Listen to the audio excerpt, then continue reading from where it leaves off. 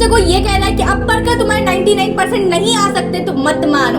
अगर तुमसे कोई ये कह रहा है कि तू एक एवरेज स्टूडेंट है यार, तू 75% नहीं ला पाता, 99% कैसे लेकर आएगा, तो तुम उसको गलत प्रूफ करके दिखाओ और ये बताओ कि हम कुछ भी कर सकते हैं। जब इंसान अगर ठान लेना तो 99% क्या 100% ला के बता सकते हैं। 10 CGPA वाले इतने सारे स्टूडेंट्स हर साल होते हैं और तुम भी एक एवरेज बच्चे बिल्कुल बन सकते हो 10 CGPA वाले स्टूडेंट। बस बात यह है कि तुमने हजारों स्ट्रेटेजी वीडियो देख लिए, इस वीडियो के बाद तुम अपनी स्ट्रेटेजी खुद बना रहे होंगे। मैं नहीं बता रही कि ये चीजें करो, खुद से तुम स्ट्रेटेजी बना रहे हो। इतने कैपेबल तुम खुद हो कि तुम्हें पता है क्या मेरे लिए सही है दीदी और क्या मेरे लिए गलत है।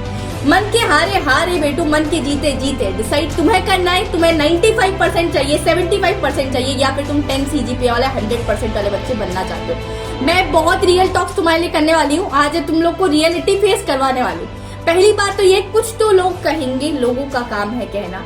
जिस तरीके से लोग बहुत सारे तुम लोग को टारगेट करेंगे, कुछ तुम्हारे टीचर्स भी होंगे जो तुम लोग को रियलिटी फेस करवा रहे होंगे कि बच्चा अभी तक प्री बोर्ड में तू अच्छा नहीं स्कोर कर पाया तो तू आगे क्या कर लेगा।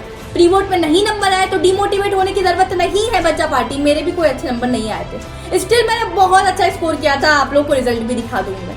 साथ ही साथ एक चीज होती है ना, मेरे कुछ ऐसे बच्चे भी होंगे जिन्होंने अभी तक सब कुछ कर रखा है, ठीक है, बहुत ओवर कॉन्फिडेंस में जी रहे होंगे कि दीदी मैं तो 99% वैसे ऐसे ही लाके बता दूंगा, अभी आज पेपर ले लो मैं ऐसे ही लाके बता दूंगा। खरगोश और टोटोइस की स्टोरी सुनी है, कछुए और खरगोश की? क्या होता है, दोनों के बीच में रेस होती है। तुम लोग को भी पता है खरगोश कितना ज्यादा स्पीडली बहुत ज्यादा भागता है, कछुआ बहुत धीरे धीरे धीरे धीरे धीरे धीरे चलता है। रेस में क्या होता है, सबसे पहली बात कि रेस जब स्टार्ट होती है तो खरगोश क्या होता है, बहुत ओवर कॉन्फिडेंट होता है कि मैं तो ऑलरेडी जीतने ही वाला हूँ, ठीक है, मतलब फिनिशिंग लाइन पर तो मैं ही जाऊंगा। तो क्या करता है, वो सो जाता है इन बिटवीन द रेस, और कछुआ धीरे धीरे धीरे धीरे चलते चलते फिनिशिंग लाइन तक पहुंच जाता है। इसका क्या मतलब है बच्चा, इसका मतलब ये है कि कछुआ कंसिस्टेंट था और खरगोश हमारा ओवर कॉन्फिडेंट था कि वो रेस को हार गया। इससे तुम लोग को ये प्रूफ होता है कि slow and steady wins the race. तो तुम लोग देख सकते हो कि अब तुम लोग को क्या चाहिए। ऐसा नहीं बोलो कि आज जाके तुम लोग सारी चीजें कर लो, एक दिन में कुछ भी नहीं होने वाला है। तुम लोग को धीरे धीरे चीजों को स्टार्ट करनी पड़ेगी, धीरे धीरे अपने स्टडी टाइम भी बढ़ाना पड़ेगा। तुम लोग डिसाइड कर रहे होंगे कि तुम्हें कितने घंटे पढ़ने, कैसी स्ट्रेटेजी तुम्हें बनानी। दूसरा पार्ट इसका नहीं सुना होगा। अब क्या होगा, हमारा खरगोश तो बिल्कुल हार चुका है। दूसरे पार्ट में ये होता है कि खरगोश का ईगो हर्ट हो जाता है, बिकॉज उसको तो वो हार चुका है। वो कहता है टोटॉइस के साथ कि मुझे एक बार और रेस करनी है। दूसरी बार जब रेस करते हैं तब क्या होता है, खरगोश जीत जाता है। इससे क्या समझ में आया कि अपनी गलतियों को दोहराओ मत, गलती हुई है ना तो उसको सुधार सकते। इस टेस्ट में नंबर कम आए ना, अगर प्री बोर्ड में नंबर कम आएंगे तो हम सुधारेंगे, बोर्ड्स में हम अच्छे नंबर ला के दिखाएंगे, ना कि उसी गलतियों के पीछे हम बैठे रहेंगे। तीसरी मोस्ट इंपॉर्टेंट चीज के अब क्या होता है, तीसरी बार रेस होती है इनके बीच में। अब कछुए को बुरा लग जाता है, तो तीसरी बार रेस तो होती है, सेम रेस है, बस अब पाथ चेंज कर दिया। जिस रोड पे से जा रहे थे अब थोड़ा देर रोड है और थोड़ी आगे उसके बाद नदी है। जहां तक रोड होता है वहां तक रैबिट हमारा बहुत अच्छे से दौड़ता है, और जहां नदी आ जाती है तब रैबिट दौड़ नहीं पाता है। वहां क्या करता है, कछुआ बहुत अच्छी तरीके से परफॉर्म करता है और वो रेस को जीत जाता है। तो तुम लोग को क्या समझ में आया, अपनी स्ट्रेंथ को खुद पता लगा बच्चा बड़ी। तुम सुबह पढ़ सकते हो, अच्छा रात को पढ़ सकते हो, कितने घंटे पढ़ सकते हो, कौन सा सब्जेक्ट तुम्हारा स्ट्रॉन्ग है, कौन सा वीक है, हर कोई तुम्हारे लिए स्ट्रेटेजी बना के दे देगा, हर कोई, ठीक है। कोई भी टीचर को देख लो, कोई भी स्ट्रेटेजी बना के दे दे। हमें क्या पता कि बच्चा तुम कैसे स्टूडेंट हो, हम तुम्हें कैटेगरी में डिवाइड करते हैं ना, कि ये एक हो गई कि बहुत ज्यादा इंटेलिजेंट है, तो एक जो मीडियम है और एक जो थोड़ा सा हमारे वीक है, ठीक है, स्लो लर्नर। तुम्हें अच्छे से पता है कि मैं कैसा हूँ, मैं क्या चीजें कर सकता हूँ, मुझे कितनी चीजें अभी आती है और कितनी चीजों पर फोकस करना है, ठीक है। सेल्फ स्टडी के बिना बच्चा बाटी कुछ भी यहाँ पॉसिबल तुम्हारे लिए नहीं है। तुम चाहे लाख चीजें कर लो, लाख अच्छे टीचर से पढ़ लो, पर जब तक तुम सेल्फ स्टडी नहीं करोगे ना, तुम्हारे लिए चीजों को अच्छे तरीके से स्कोर करना पॉसिबल नहीं है। क्या करना होगा अब तुम लोग, सेल्फ स्टडी करो। पर दीदी सेल्फ स्टडी से डर नहीं लगता, जब मैं सेल्फ स्टडी करने बैठता हूँ तब मुझे तो सब चीज आ जाती। जब मेरे पास क्वेश्चन पेपर आता है या मैं किसी सैंपल पेपर को सॉल्व करने बैठता हूँ तब मुझे डर लगता है। क्यों? क्योंकि मुझसे क्वेश्चन नहीं बन रहे। अब जब मैं किसी एक पर्टिकुलर सब्जेक्ट को पढ़ता हूँ तब तो मुझे सारी चीजें हो जाती, पर जब मैं उस पर्टिकुलर सब्जेक्ट को छोड़ के दूसरे सब्जेक्ट पर आता हूँ तब मुझे ऐसा लगता है कि मैं उस सब्जेक्ट का तो भूल गया हूँ। जब मेरे सामने क्वेश्चन आते तब मुझसे बनते नहीं है। ये सारी चीजें इसीलिए हो रही है कि हम लोग रिवीजन कम कर रहे हैं, सेल्फ स्टडी कम कर रहे हैं। एक बार हमने वन शॉट देखा, एक बार क्वेश्चन करके हम आगे चल देते हैं। इसलिए बोलती हूँ हर वीकेंड्स पर रिवीजन करो, सेल्फ स्टडी जितनी ज्यादा करोगे ऐसी चीजें होना बंद हो जाएगी। अच्छा बट ट्राई टू अंडरस्टैंड कि तुम्हारे पास सिर्फ और सिर्फ 2 महीने बचे और 2 महीने से भी कम 55 डेज तुम्हारे पास सिर्फ और सिर्फ बचे। इसमें तुम्हें सेल्फ स्टडी भी करना है, इसमें तुम्हें रिवीजन भी करना है, और वो भी 5 सब्जेक्ट का।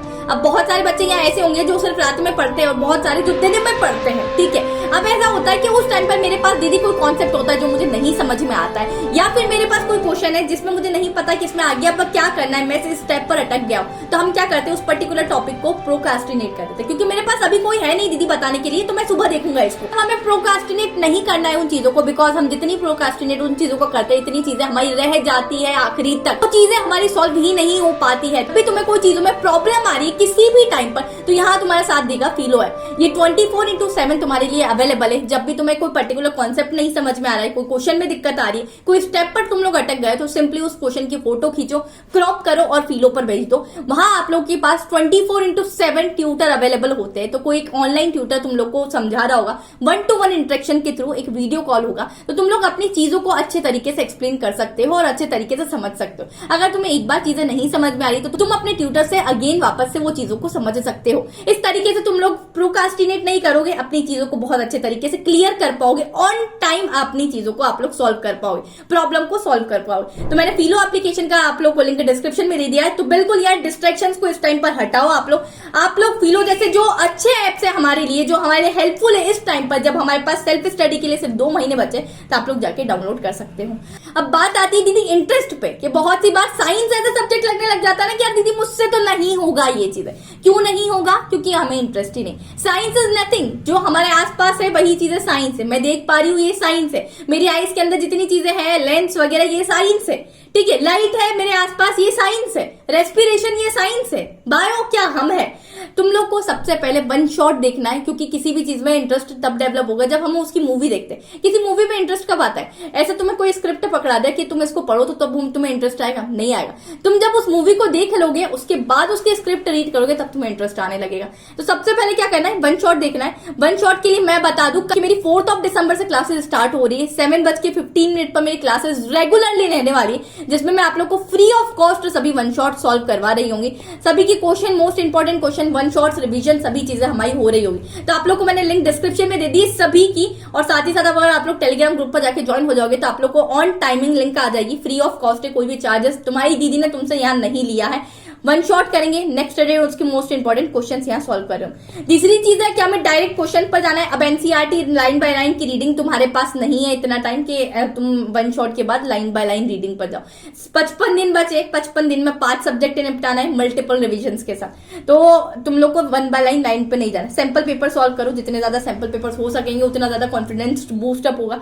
साथ ही साथ एनसीईआरटी में तुम लोग को एक चीज करनी बचा, बैक एक्सरसाइज जो होती है हमारी, और जितने इंटेक्स क्वेश्चन है उनको बिल्कुल इग्नोर मत करना, बिकॉज उसमें से सीबीएसई बहुत सी बार चीजें पूछता है। जो एक्टिविटीज भी होती है ना, जैसे हमारी बहुत सारी एक्टिविटीज है हमारे पास केमिस्ट्री में, तो वो एक्टिविटीज को भी ध्यान से आप लोग पढ़ के जाना। यही कुछ थी यार। इसके बाद तुम अपनी स्ट्रेटेजी खुद बनाओ कि क्या तुम्हें करना है, कौन सा सब्जेक्ट वीक है, किसको अभी उठाना है, किसको बाद में उठाना है, कितने घंटे पढ़ना है, और क्या करना है, सेल्फ स्टडी करते रहना है, जिससे कि चीजें क्लियर होगी, कॉन्सेप्ट क्लियर होंगे। रिविजन करोगे तो भूलोगे नहीं। वन शॉट के लिए 4 दिसंबर से 7:15 PM पर मेरी क्लासेस में आ जाना। लाइव क्लास होगी, डाउट सॉल्व होंगे और मिलकर फोड़ रहे होंगे हम साइंस को। चलिए बाय बाय, टेक केयर।